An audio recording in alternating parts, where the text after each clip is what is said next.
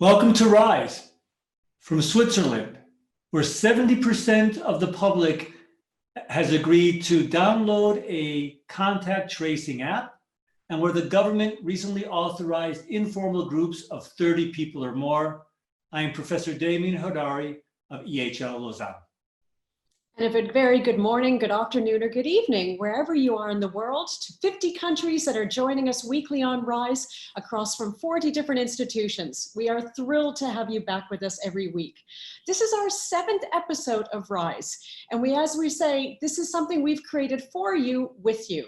Before we carry on and we talk about this week's program, a very special thank you to all of you who wrote to us this past week, really enjoying our last episode, number 6, on checking in. These are very strange times. This is our chance to get together every week to reflect on our industry, to think about what's happening, and to plan forward. So thank you for being with us, and we look forward to having you this week as we are checking in as to, are we ready for takeoff? Demian, why don't you share a little bit about our theme this week and what's ahead? Sure. You know, much of what we talk about on this show, hotels, restaurants, airlines, they're so very much dependent on travel and tourism. And with borders slowly but surely starting to open up and revenge travel actually a thing, Anita and I thought it was time that we looked much more closely at what the next world of travel holds in the near and midterm future.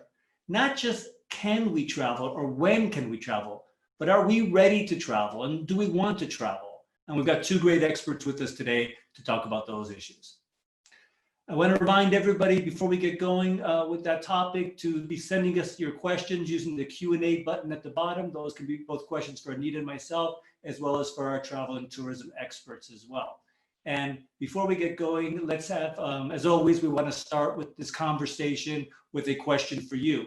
So if we can get our first poll up, please.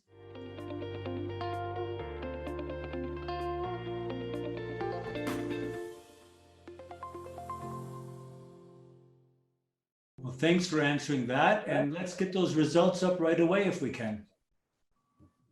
All right, Anita.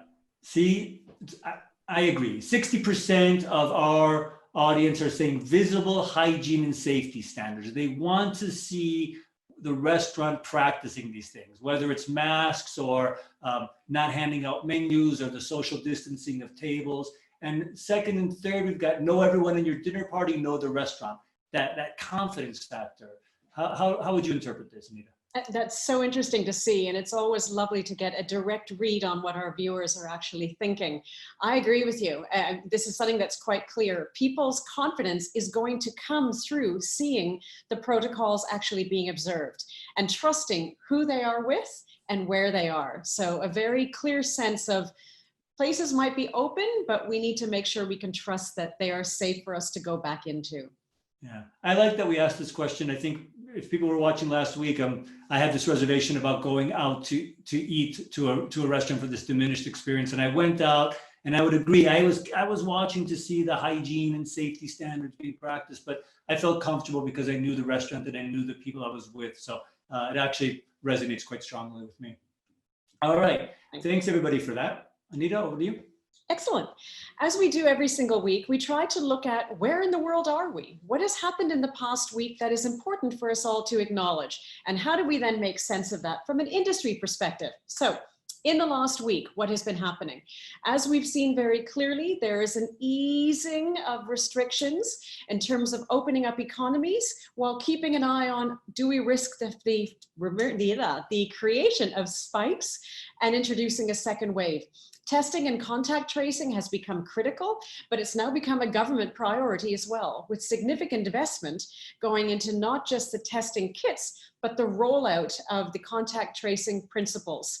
Still, we have over 6 million cases of COVID-19 around the world. There was a very scary milestone reached last week of 100,000 lives that have been taken in the US.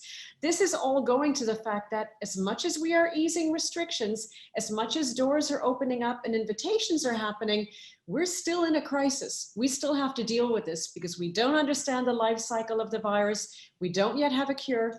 and we don't have a timeline for vaccines being rolled out. For this reason, the UK put in a 14-day travel quarantine that will start from the 8th of June. This made many, many, many countries nervous, not only because of the fact that it was the UK stopping a lot of people being able to fly in and actually enjoy being in the UK, but even UK travelers going to a destination will be conscious of having to spend 2 weeks quarantined once they get back. So there's been pushback by 70 different countries that have actually asked that this ban or the quarantine rules be reversed. We'll see what happens. In the EU, there's been another ban. We've all heard of this drug linked to malaria, but also debated as to whether it could help in the treatment of COVID-19. We know that that's not the case, but countries are actually turning out in the EU and individually around the world to say, no, we cannot have hydroxychloroquine. I always mess this up. We always have this drug catching me in rehearsals. We will not allow this to get confused with COVID-19. There is, however, hope for an approved vaccine coming in by the end of 2020. So that's some of the indicators that have happened this week. But this I thought was really interesting and worth sharing.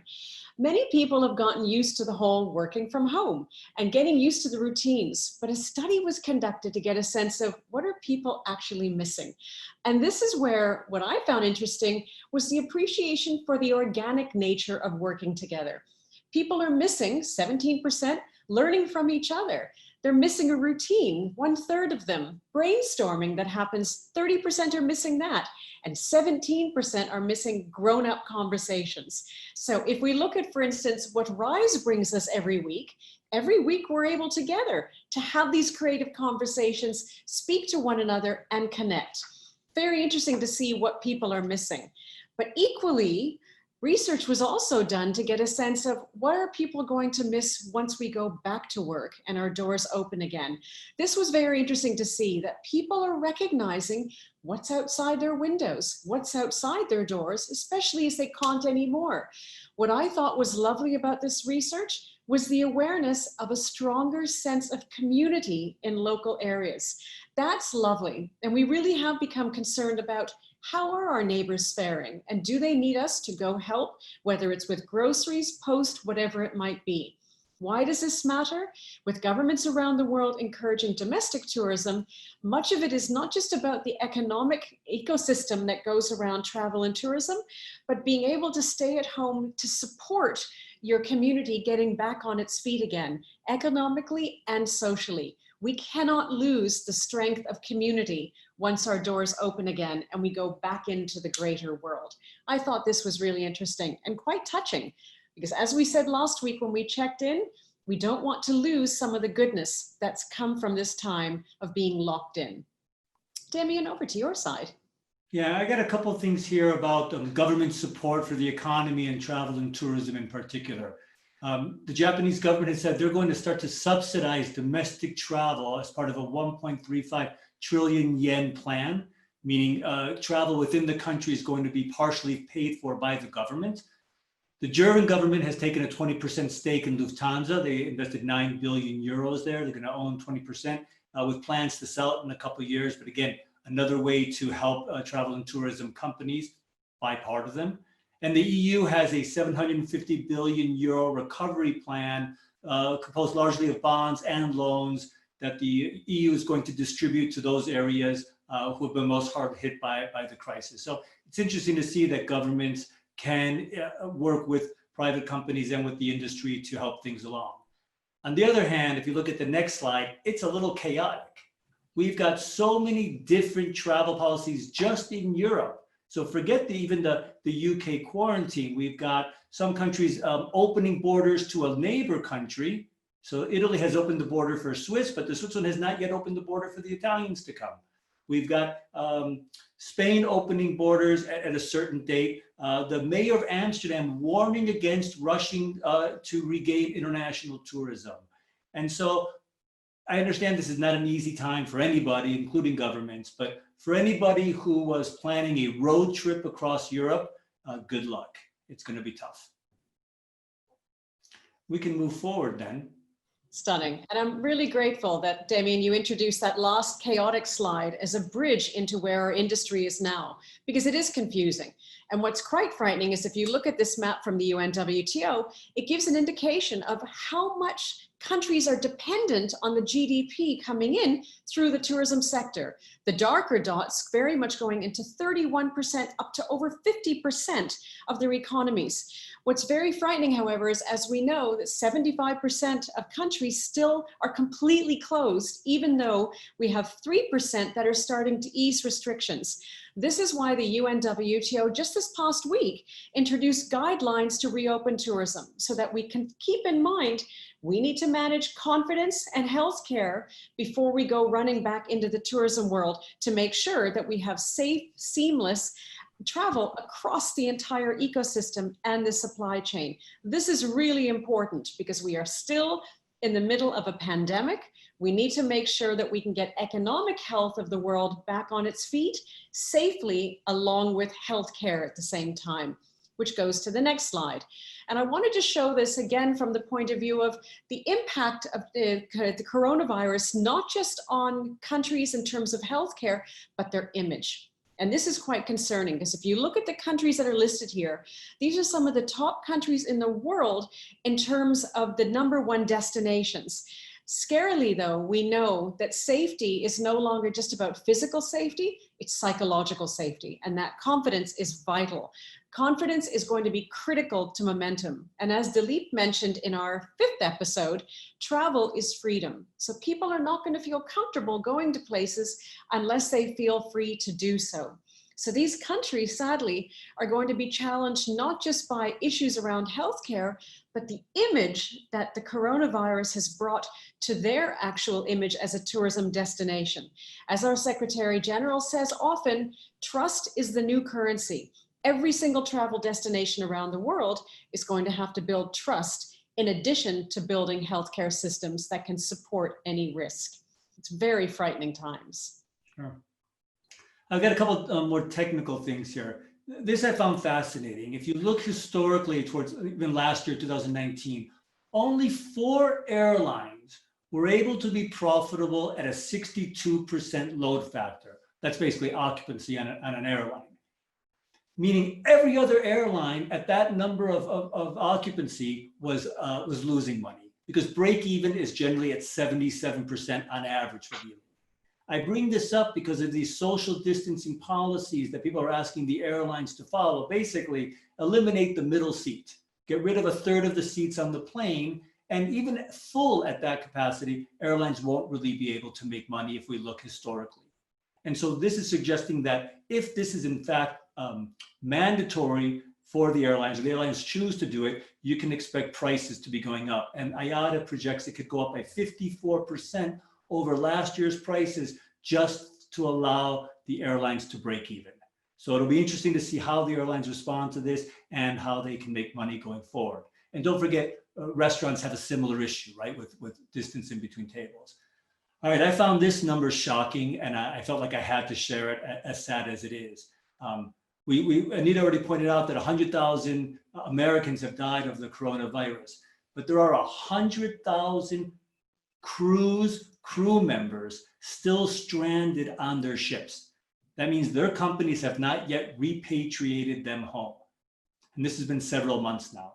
Part of this is due to the fact that the cruise ships didn't think that the travel ban, the no sail orders would last this long. But also, admittedly, they've been a little slow being able to logistically get everybody home. And some countries have said, we don't want people back because we're afraid that they're bringing the illness with them. But still, when major cruise companies have only repatriated 30 to 40% of their crew members, something's wrong. And this is very sad, I find, and a bit shocking. And I felt the need to make sure people were aware that there are people still stranded on cruise ships, not passengers, but crew members. And I got one more. Sorry, one more, which is we've looked a lot at occupancy of hotels in different areas of the world, and we know that they're low. This is actually a forward-looking 90-day forecast of rooms that are booked in Europe in major cities, and it's still only at 10%. basically suggesting even with borders starting to open up, even with things picking up, especially in the US in terms of hotel occupancy, there's no sign yet, as far as I can see, that things are going to pick up here. Anita? Brilliant. Thank you. And I think it's really important, Demian, that you mentioned particularly the cruise one. I thought that was important from the point of view of we also risk now people associated with cruises, with specific destinations, as I said, with images, having to now deal with the stigma of being associated with the virus. That's going to take long because people are not going to forget, but we need to make sure we can remind them as to why it's so important that we travel. And that leads us perfectly into our 30-second challenge, our calling out of questions that came up last week that we weren't able to answer on the program, but we will now. And we give each other a 30-second gap to see if we can answer the question. Demian, what's my question? All right. Shrey wants to know, do you believe the hospitality industry will play a critical role in promoting a global and diverse mindset?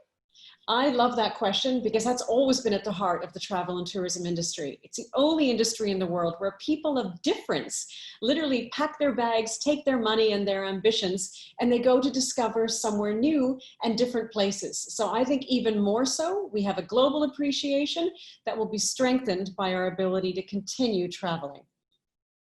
So my question to you, Maria has a great one for you.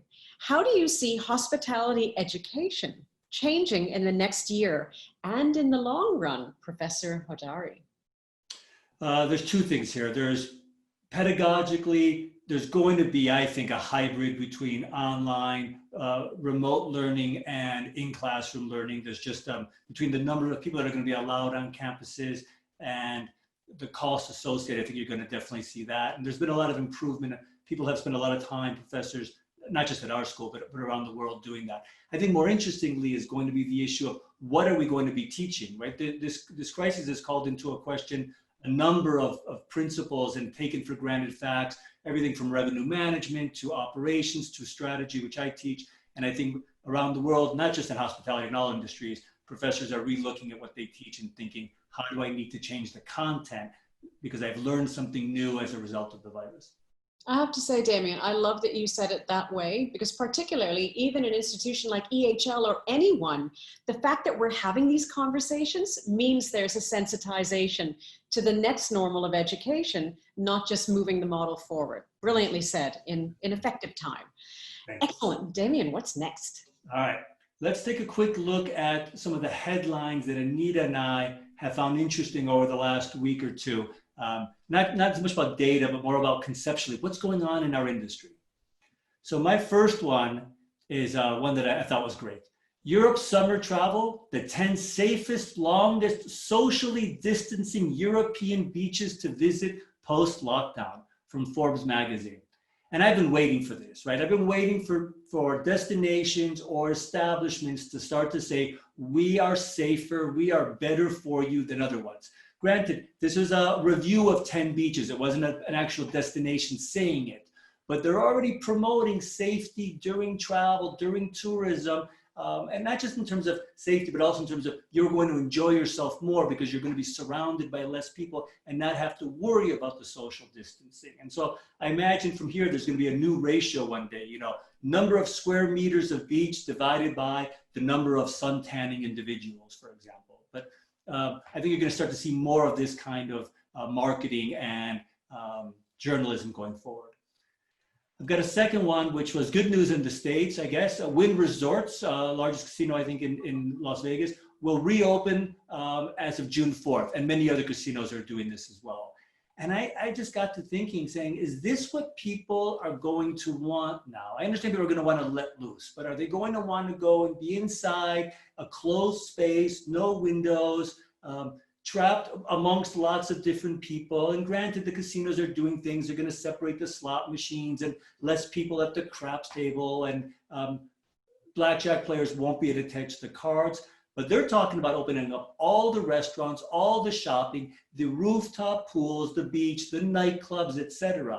And I'm just curious, when will people return to this kind of behavior? I just don't know, and I think it'll be interesting to see. And logistically, to manage this, to keep people socially distancing in these areas, it's going to be tricky.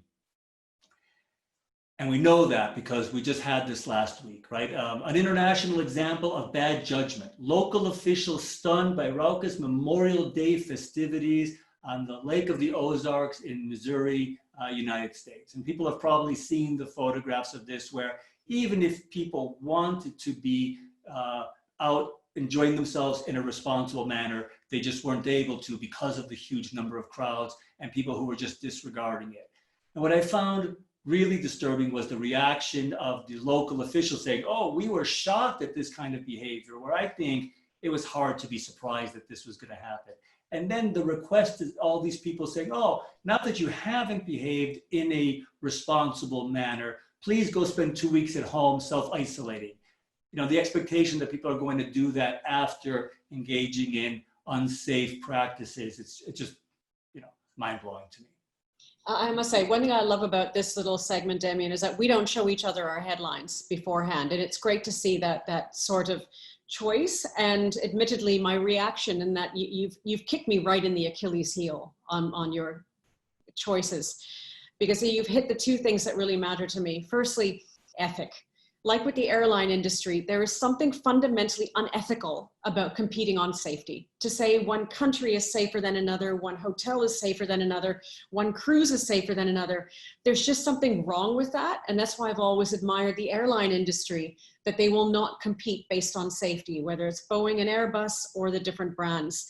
There's just something, everyone should be safe. Everywhere should take care of their travelers. Things go wrong, but that should be a given. Secondly, it's the issue of enforcement. And that goes into my headlines with the issue of, if we look at it, protocols being put in place and all the work that's being done by the WHO, the UNWTO and others around putting protocols in place doesn't mean that people respect them. And the enforcement of protocols is going to be a huge issue, because we might trust the place we're going and the people we're with, but if the people we're with don't respect the protocols, that's a whole different scenario. So I won't spend time on this, but exactly the same situation. Memorial Day made it very clear that this invisible virus, which 80% of people who are affected by it are asymptomatic, is only going to create more concern around confidence building forward. And that takes me to my second choice, which came out about the restaurant industry now being able to actually sue around closures that have been provoked by COVID-19. This is very concerning, because we know that immediately after going through this healthcare crisis, we're going to go into a recession because of how the world has had to shut down. Now putting pressure on this aspect of it adds even more challenge. So these sorts of precedents can be very, very, very concerning. And it just makes for a larger degree of competitiveness at a time when we need compassion and the world getting back on its feet. I know who that is. Over to you. All right. Well, enough from us. Let's get to our second poll so we can bring on our guests and discuss the results of this one. As you'll see, this question is one we actually asked back in our first week, and we wanted to sort of touch back in and see how people's views might or might not have changed. So let's see this question and have everybody provide an answer, please.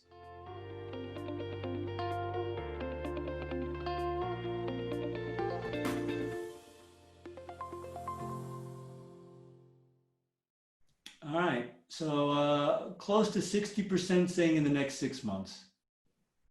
Nice. All right, great. And I'm going to let Anita compare that to our previous results in just a second, but let's bring on our two guests, please.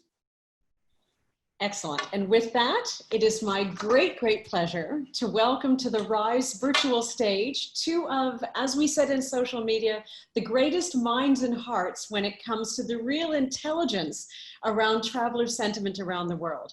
We have joining us Carolyn Bremner, who manages global research program for the travel industry at Euromonitor International. And alongside, we've got Sandra Carvão, the Chief of Market Intelligence and Competitiveness at the World Tourism Organization, the UNWTO. Importantly, both the UNWTO and Euromonitor are two of the most trustworthy sources of intelligence and outlook for our industry. So when we talk about traveler sentiment and are we ready for takeoff, we couldn't be more blessed than to have these two lovely ladies with us, joining us on RISE. Welcome, welcome. Thank you. Thank you. Yeah, Great to be welcome, with you. Caroline and Sandra. You guys saw the results from that poll. Roughly 60% saying they would travel in the next 6 months. How does that compare to data you've seen on a larger scale? Maybe Sandra, we could just start with you. Sure.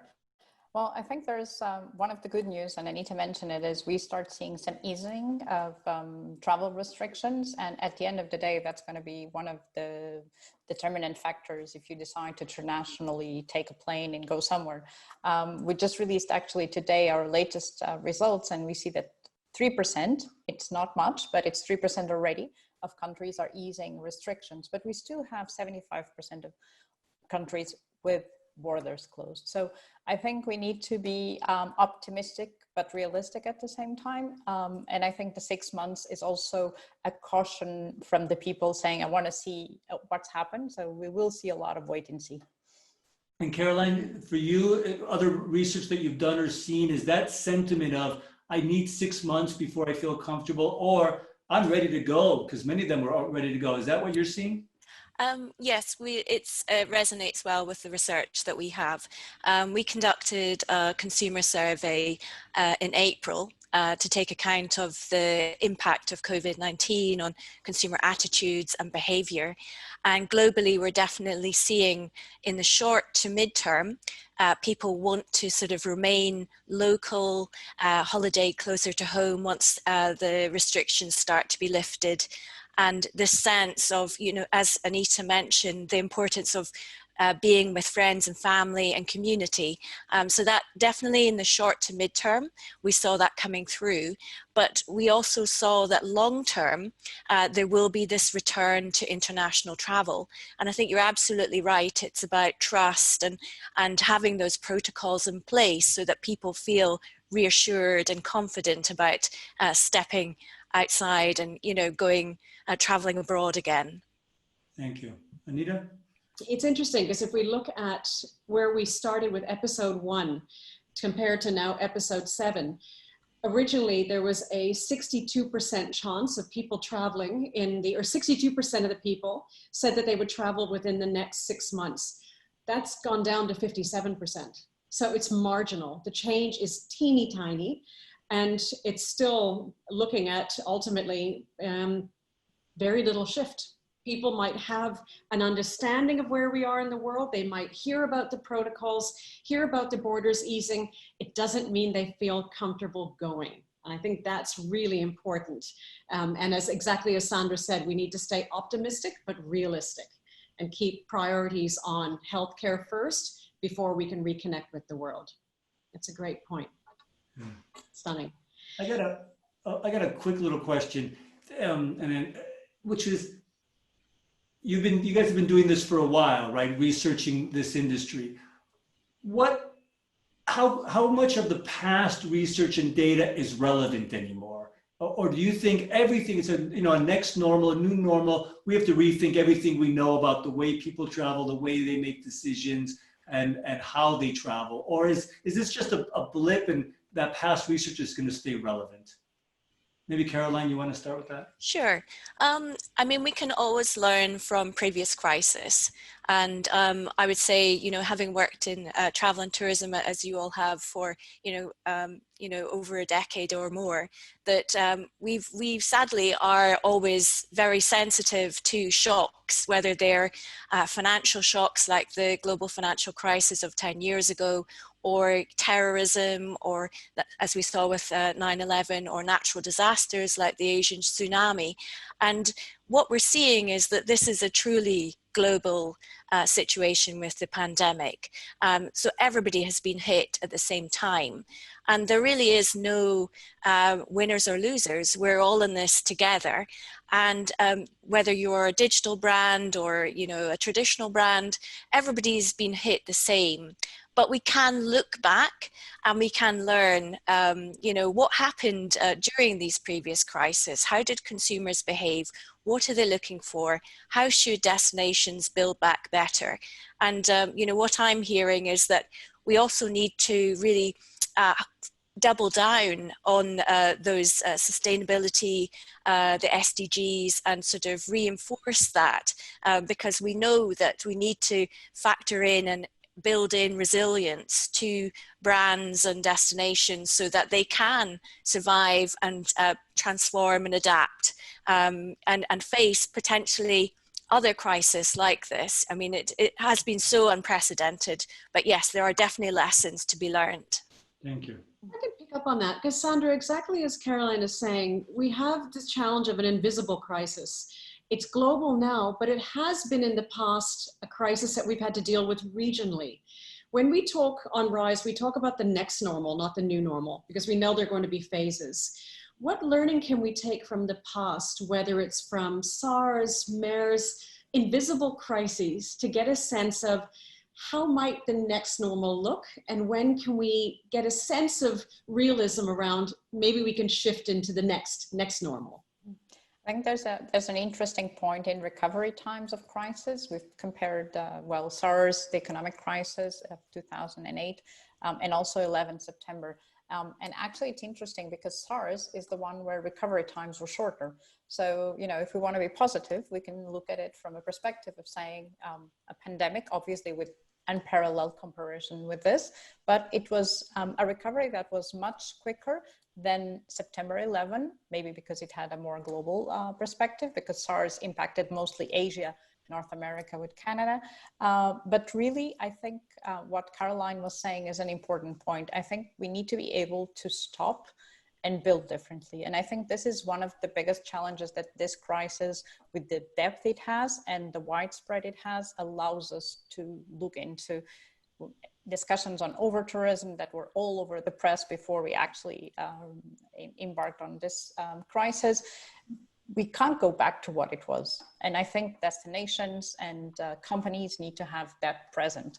And I think it's in that build back better that we need to look into. We need to be more resilient, but we need to have community at the heart of the development. And you were saying, maybe that spirit of community that we all have now emerging, maybe will help both the planning, but also the tourists thinking about what their behavior is. Because I think there's an interesting point. We talk about development, we talk about governments, but we ourselves are tourists. So all of us, we need to have that into mind as well. Can I ask a quick follow-up question, Demian? Because it's something that Caroline mentioned, and Sandra, you're touching on it, and we get it often from our viewers. Will sustainability still matter? Because now that focus is so much on rebuilding economies, do the SDGs, does the principle of sustainability have a chance to breathe in rebuilding back? What was the thought on that? Well, I don't know. I think UNWTO as a UN agency, for us, I would say that's our roadmap. And there is a threat now, obviously, because the urgency of getting people back to work, the urgency of just getting tourists to fly again and go to the destinations, that's obviously our priority, because at the end of the day, there's millions of people who are at the risk of losing their income every month. But at the same time, it's that opportunity to say, if I'm going to be closed in a certain destination for some time, and if I'm going to have, for example, support from government to reinvest in infrastructure, then that government investment should be a green investment. If I'm going to develop new products who actually take community more into the heart, then I need to look at my value chain also, because I want to bring that value up for the consumer. And I think this is the opportunity to, when we talk about recovery times, to think about the immediate urgency, but the long term, because otherwise we won't have learned anything. Indeed. Caroline, if you can give a quick response on that, then we're going to switch over to audience questions that were coming through, but you had an interesting point of view on this as well. Yes, so what we're seeing is when we conducted this consumer survey, we asked what were sort of short to mid-term shifts compared to permanent shifts. And we asked about sustainability, and obviously in the short to mid-term, consumers were expecting to reduce their carbon emissions because they're not flying or traveling abroad so much. But one of the permanent shifts that we noted was that this focus on people and how governments and brands treat employees and staff and their residents.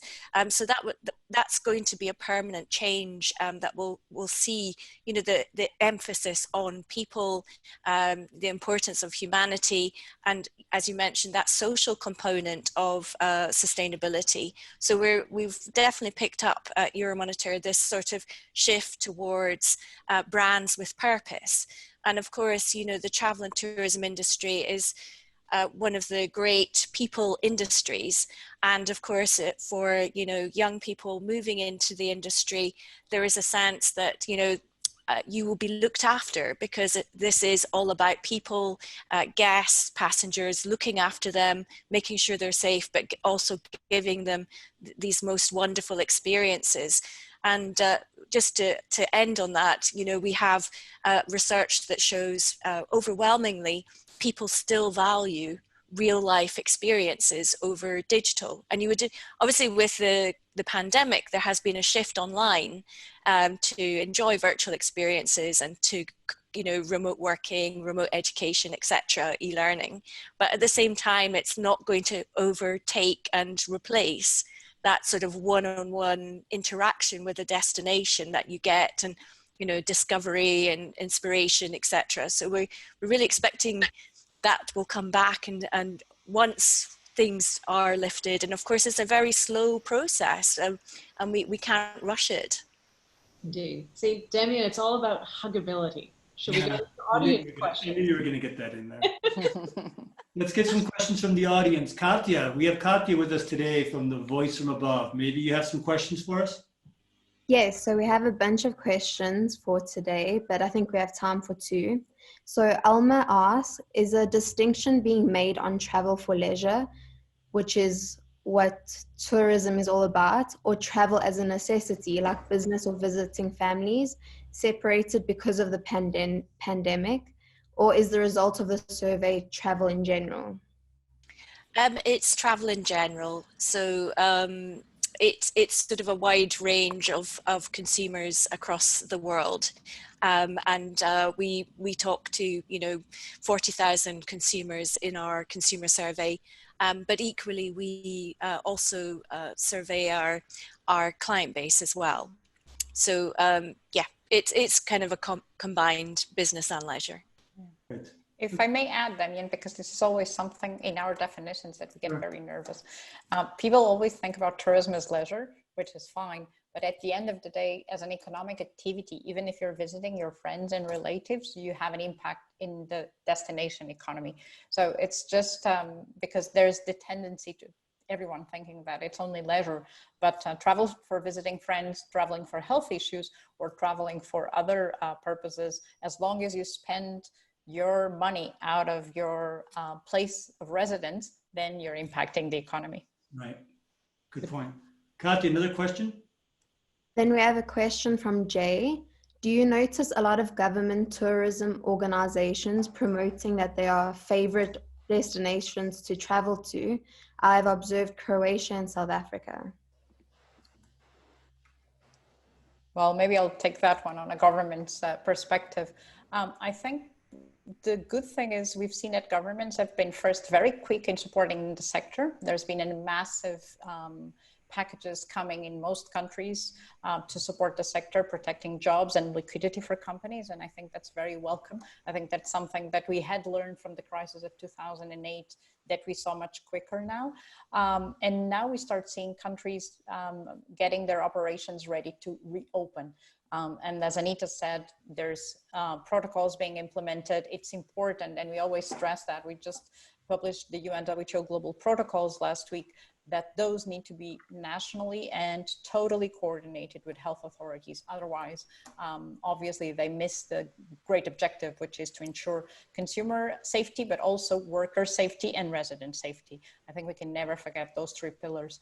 But I think we don't see destinations saying they're safer than others, but it's good to see destinations saying we're taking the measures necessary for being ready to reopen. And this is something that's very important.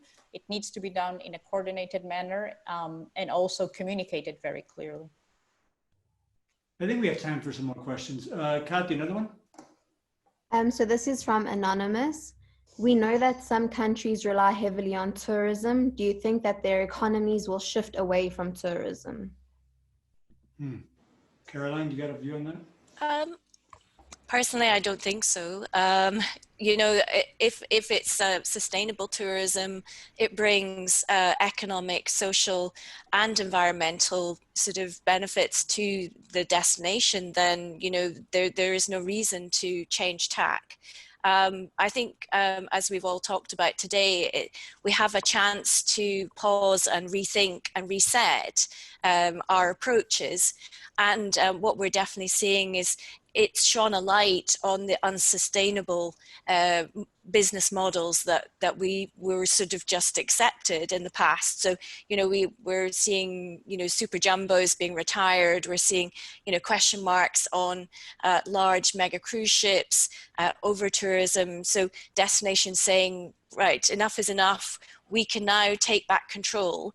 And the last thing we want is to get back to, obviously governments have shut down their destinations, but we want them to be opened up in a way that is positive and residents see the benefits. So, you know, it is a fine balance and we have to tread that line very carefully. But for destinations that rely heavily on tourism, it's such a valuable industry for them. And yeah, it's definitely the way forward if it's done in the right and respectful way. Sandra, can I ask you on that one as well? Because you have ongoing relationships with honorable ministers of tourism around the world. Are you hearing any desire to start diversifying the economies, or are they still quite, we're going to come back, and as Caroline says, we'll just come back stronger and smarter?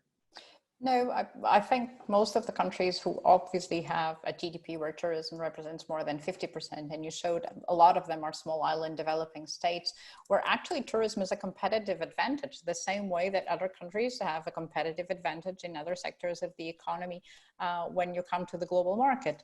I think, as Caroline say, first there is an issue of, I would say, survival. I think those countries need international support at this moment, because a lot of them don't have the means to actually support the sector by their own for the next year.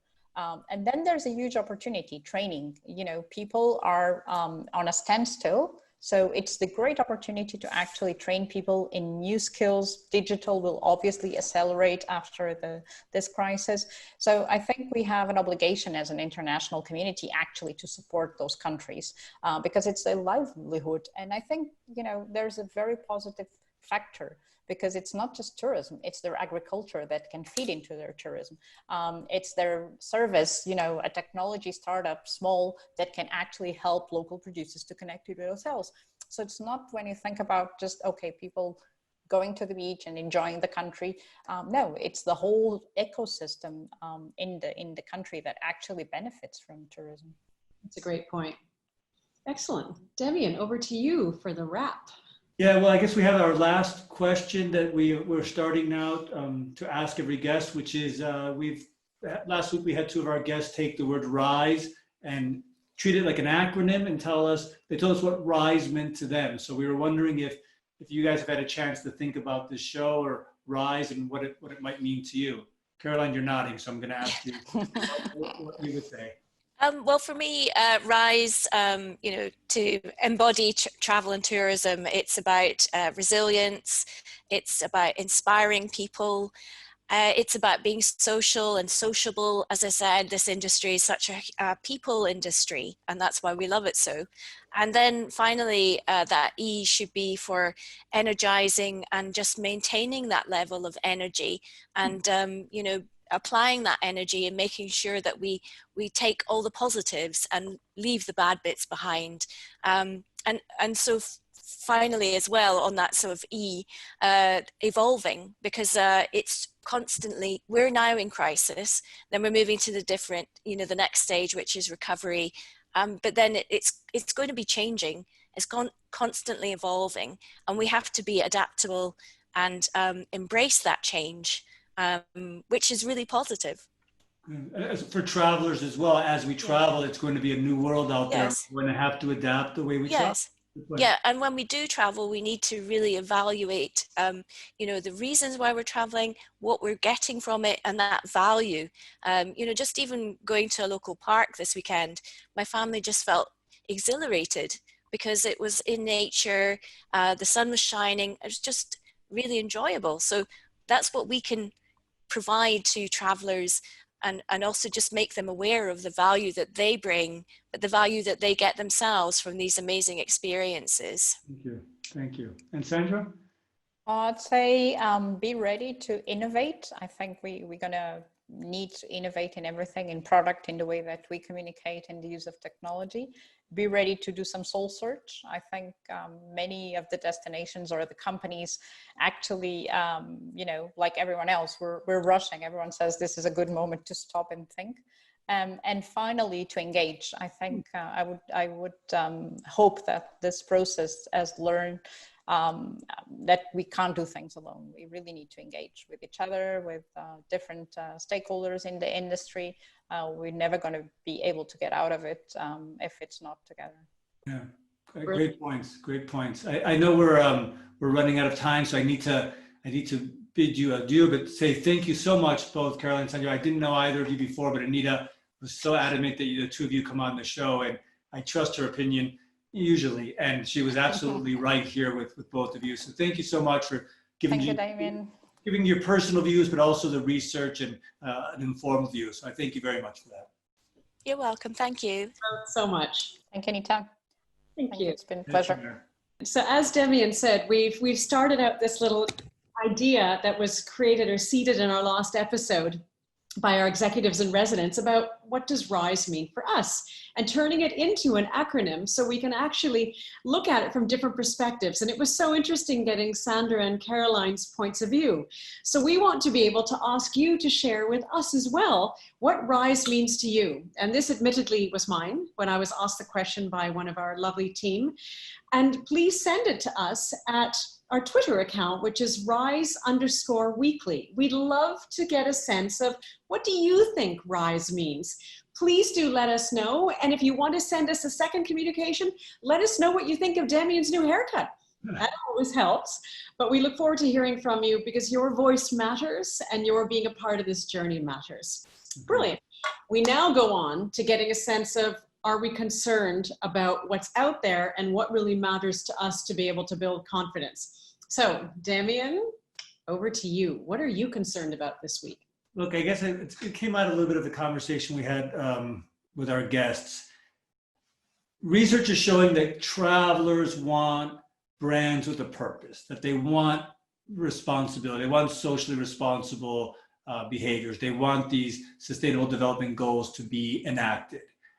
And so then we think, oh, great, this is a great chance for us to do all this. But then, you know, I speak to companies and I look at what they're putting out, and they might say some of this, but I'm just concerned the numbers have been hit so hard and they've laid off so many people and there's zero revenue and they're fighting for survival. So I think something's going to have to give, and I'm concerned it's going to be the environment, and there's going to be some more socially responsible practices towards staff. I do think that. But in terms of the environment, I'm concerned. It's a great concern, and it goes back to what Sandra said about being optimistic yet realistic. And this is where I think the concept, what gives me confidence is the concept of the new normal actually being about the next normal and the next normal. Exactly as both of our lovely guests said, the economic pains of the world are eclipsing a lot of consideration of everything else.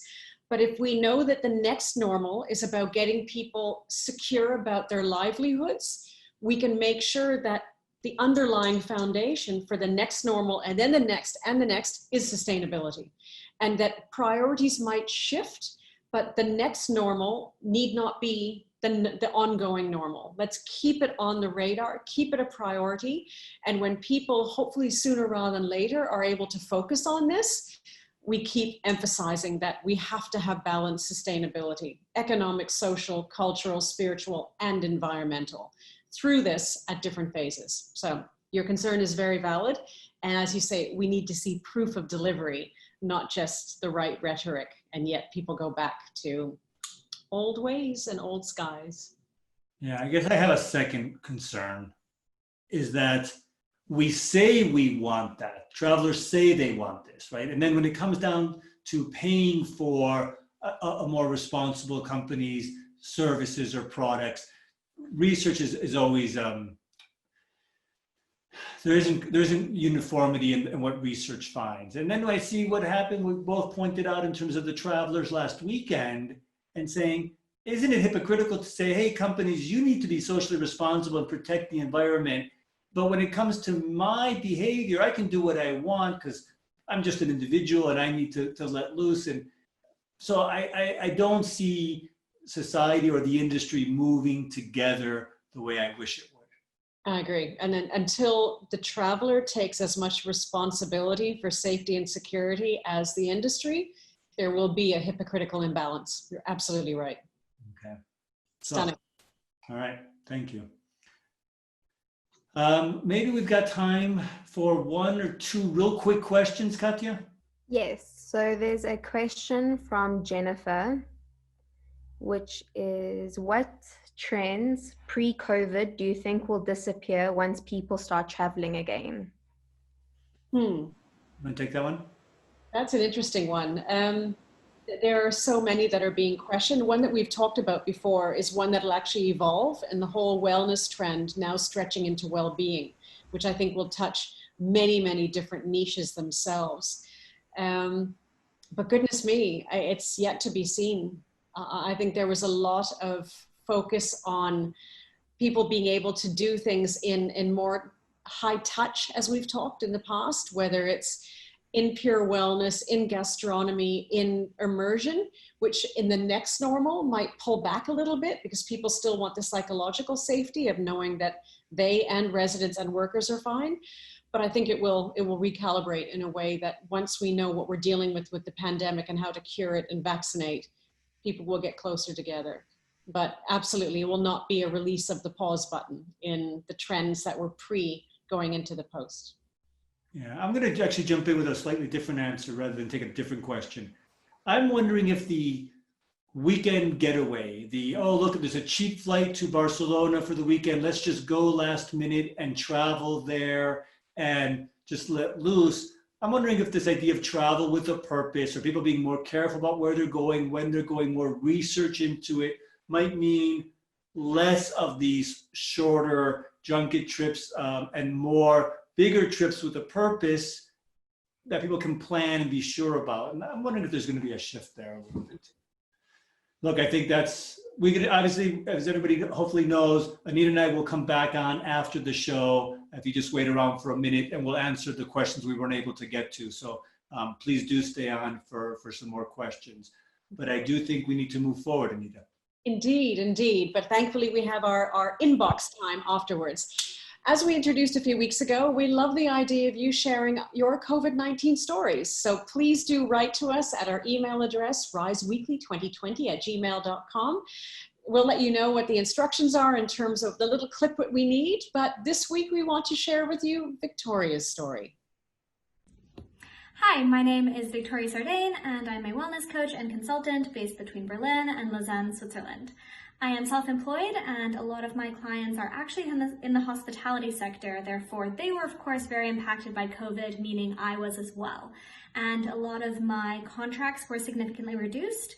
However, I wouldn't say that that is necessarily what I struggled with the most. I think what I struggled with the most was maintaining motivation despite an uncertain future. So I had certain projects I was really looking forward to, certain potential contracts I was working on, certain goals I'd put myself for the end of the year. And without these future projects driving me, I struggled a little bit on the motivational front. So what I really had to do is bring myself back to the present, understand why I do the work that I do, why I get out of bed every morning, and really focus on the here and the now rather than letting the future drive me. I have to say, I was a little skeptical when we came up with this idea, whether people would actually send in the videos and whether I would actually enjoy watching them. And I have to say, it's one of my favorite things that's come out of this show is being able to connect with people that are watching the show and yeah, developing more of a relationship with the audience. I think it's a great thing, and so interesting how people are making sense and being more productive with their time. It's a great point you mentioned there, because this was an idea, innovation that popped out of this show. And all of these COVID-19 stories go onto our Instagram page. There are, I think, 13 of them there right now, which is fantastic. And I love what she was saying as well, that how she's getting through from a motivation point of view, questioning the why. And it goes exactly to what you said about purpose-driven travel and purpose-driven decision-making rather than just doing it. I think that's really lovely. What's up next week? Well, next week is our episode on restaurants and the food and beverage industry, what's on the menu. And I have to say, I'm thrilled that my friend Elizabeth Blau, who was my classmate many years ago, has agreed to join us for that episode. And she's doing it all the way from Las Vegas, which is a huge time difference. She's getting up at 4 o'clock in the morning to join us, which is just shows the commitment that she's got to the students and the industry. And she's developed restaurants for the greatest chefs in the world. She's done it in huge casinos. She owns and operates her own restaurants as well. So she can really provide an expert view on this part of the industry from so many different angles that I'm so happy she agreed to be with us next week. It's brilliant. And the fact that she's able to join us before the birds even wake up is a really good reflection of her ability to understand the value of this program. So bravo, that'll be fantastic that she's joining us.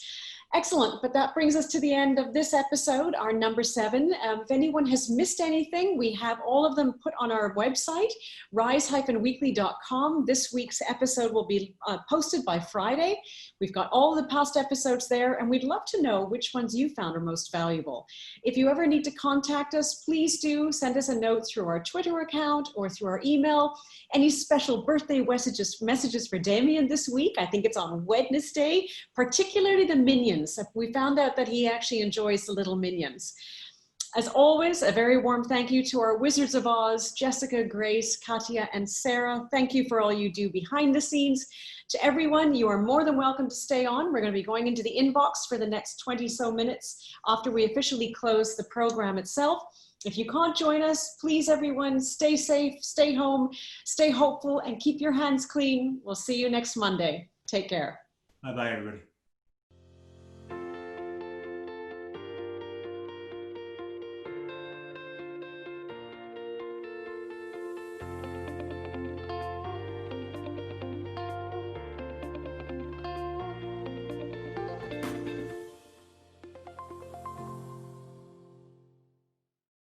Hello again, Anita. Oh, birthday boy. That was funny. All right, I got a couple of minutes or a little bit more. We've got some people still on. And Katya, do you want to throw some questions at us? Yes, so we have a question from XT1650. Demian, can you tell us more about the new Swiss contact tracing app and how many have downloaded it and how it works? You mentioned it at the opening of today's webinar. Yes, I don't have those numbers. What I can tell you, it was launched by mistake the other day, and before it was fully tested, but then they thought the test went well. The research I saw that said 70% of the people were in favor of it, 60% were ready to download it. It's so new, I don't have the numbers on that. It is voluntary at this point, and as you know, a lot of countries are talking about this as a fundamental way to track down people that may have been exposed to someone for an extended period of time. There's a lot of security and privacy issues. There's actually work with Google and Apple. I think we're involved in the creation of this app with the researchers from the university down the road here. But I don't have more, but I will find it, and I will probably put it through Twitter or something, some articles, some links, so you can get some more information on that. If I can add on to that, sorry, I took the gap and I asked the gods of Google. It's being run on Google and Apple. It's in a trial phase that was started 6 days ago. So it's in a pilot phase, long-awaited tracing app, and developed by the teams at ETH Zurich and EPF Lausanne on behalf of the federal government. So it's still in pilot phase, but we'll follow up with information on that. Exactly. And I think they want to roll this app out worldwide, or whoever wants to use it. It's not only for Switzerland. Good. Another question, Catherine? And then we have a question from Nicholas. Regarding the management of over-tourism, do you foresee destinations resorting to innovative mechanisms to manage the flows rather than simply financial incentives, which would exclude many groups? I'm going to take that one because Demian knows that's again another kick at my Achilles heel. Over-tourism in my mind has always been a term that's been overused and abused. It's about overcrowding. That's what the real issue has been, and the overcrowding putting impact on resources, whether it's space, water, agriculture, whatever it might be. In my mind, overcrowding has always been a symptom of two things, or a reflection of two things: bad management and bad manners. I do believe that, exactly as was discussed today, now is the time to relook at how do we re-engineer the industry into the next normal and the next normal after that, and get the principles of genuine, responsible, sustainable tourism put into the new model of tourism post-COVID-19. At the same time, everyone has seen the difference that us not being out in the world has made. And I do believe that at a traveler level, when it comes to manners, we will all be much more sensitive and tread more lightly on the world itself. So it's not about stopping tourism, it's stopping the sense of entitlement that tourism is. It is still a privilege to be able to go next door or halfway across the world. So I do think there'll be a recalibrating because of not just management, but also manners. Yeah, I think it's a good point that, I mean, we've talked about this in the past, and this sense of entitlement, and maybe you're right, this crisis and the fact that we can't travel will make us appreciate it more.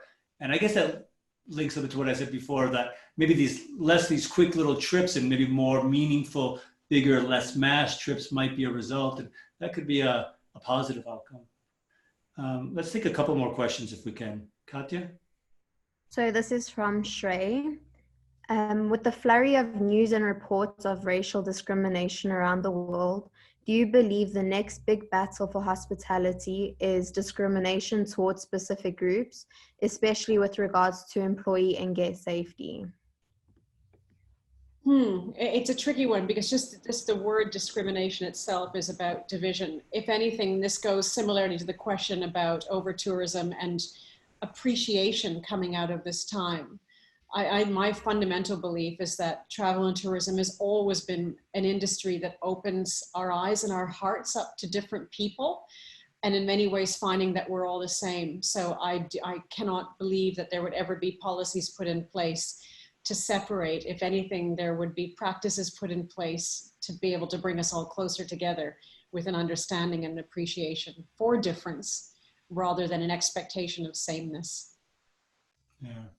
I agree. I saw these signs in store windows in America, on the news, and one said, no masks allowed, right? And another one said, you must shake hands if you want to come into this store. And I'm just bringing this up saying, it's not racial discrimination, et cetera, but this idea that we all have different views and we're not always tolerant of them. I don't think that's necessarily going away, but I don't think it's the next big thing in tourism either. Let's take one or two more questions if we can, Katya. So this is from Anonymous. I'm going to study in hospitality this October. I was a bit concerned whether it was a good choice, but after watching Raz, I have a bit of hope. As a new student in hospitality, is there any advice for me? And what do you think it will be the advantage of the students in hospitality? What kind of strength should we get? I do think it's a good time to go to school, because if you've got a 3 or 4 year program, by the time you graduate, hopefully we're all out of this and we're into a stronger period. I think the more difficult are the ones graduating now. And I think you're going to be learning so many interesting things because of this real life case study that we're going through, that you're going to be able to really understand the impact of the industry on the world, but also the world's impact on the industry, which is a lot of what I cover. And you've just got this great example. I mean, it's a sad example, but a useful one. So I think you've got to approach school now as a new hypothesis, new things. All your teachers need to be figuring out, like we said in the beginning, how they're going to incorporate this, what's really changing and what's just impacted slightly. So I think it's going to be an exciting time to study and then when you graduate, entering an industry that's probably on a strong recovery. Indeed. And if I can just add on to that, I think, Demian, you're exactly right. And that's why I love what's been done with RISE through EHL, other institutions like The Hague coming on board right up front. It's recognizing that, and you've said this from the beginning, we are the case study. We are living it. And as a result, institutions won't have the answers to curriculum. They'll be asking the world, what more do we need to learn? So I think it's one of the few times that students in hospitality can be a part of shaping the curriculum of hospitality. That's quite exciting. It is. Let's take one last question, if it's okay. Okay, so this is from Monica. Companies base their decisions on current trends. How can they do that as things are constantly changing? So I will tell you from an academic perspective of someone that teaches strategy, I think we are always adapting to change in the environment, right? And hopefully my students will get this right on the exam in a couple of weeks, right? That the environment's always changing. So you might think we have a big, huge change right now, but look at technology, look at political developments, look at economic crisis in the past. What business and life is all about is adapting to change. So there will be new trends. Some things will fade out. We're going to be doing more video conferencing that might have an impact on travel. It doesn't mean that everything from before is irrelevant, and it doesn't mean that we can't adapt because there are trends. The better firms will be the ones that are more in tune with what's going on, maybe understanding how things are evolving a little bit better and understanding the interconnectivity between different businesses and industries. But there's nothing different here. This is what we do in business. Well said. Thank you. I think that's all the time we've got. So I just want to thank everybody again for tuning in. Make sure you send us mails if you've got ideas that you want to see on the show, and feel free to be out there promoting the show on your LinkedIn or your Instagram, and help other people who might not know about us become aware. Excellent. Thank you everyone for joining us. Stay safe, stay well, and stay with us. We look forward to seeing you on Monday next week. Yes, thank you. Goodbye, Anita. Take care.